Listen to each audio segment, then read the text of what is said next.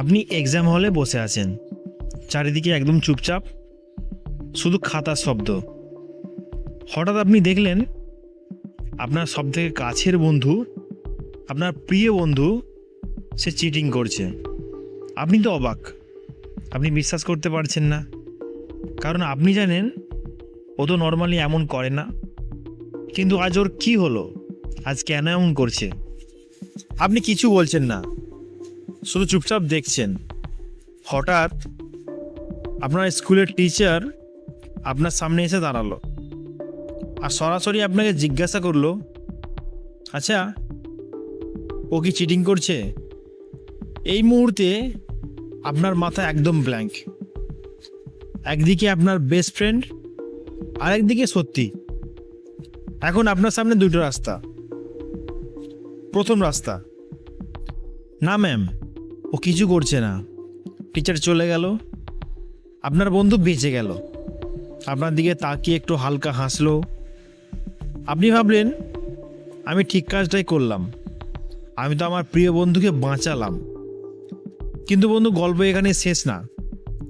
এরপর থেকে সে বারবার চিটিং করতে শুরু করলো, কারণ সে জানে আপনি তো আছেন তাকে বাঁচানোর জন্য। ধীরে ধীরে ও পড়াশোনা একদম ছেড়ে দিল। একদিন বড় একটা এক্সামে সে ধরা পড়ল, রেজাল্ট ক্যান্সেল, তার ফিউচার শেষ। আর আপনি দূর থেকে শুধু দেখছেন আর ভাবছেন, ইস, সেদিন যদি আমি সত্যিটা বলে দিতাম। দ্বিতীয় রাস্তা, আপনি বললেন, হ্যাঁ ম্যাম, ও চিটিং করছে।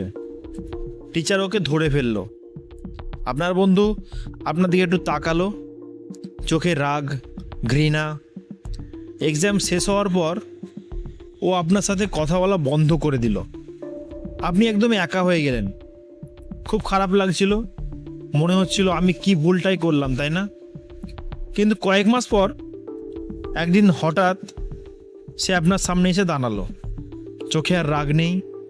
সে ধীরে ধীরে বলল, ধন্যবাদ বন্ধু, সেদিন তুই যদি না বলতিস আমি আজও চিটিং করতাম, আর আজ আমি নিজের যোগ্যতায় দাঁড়িয়েছি।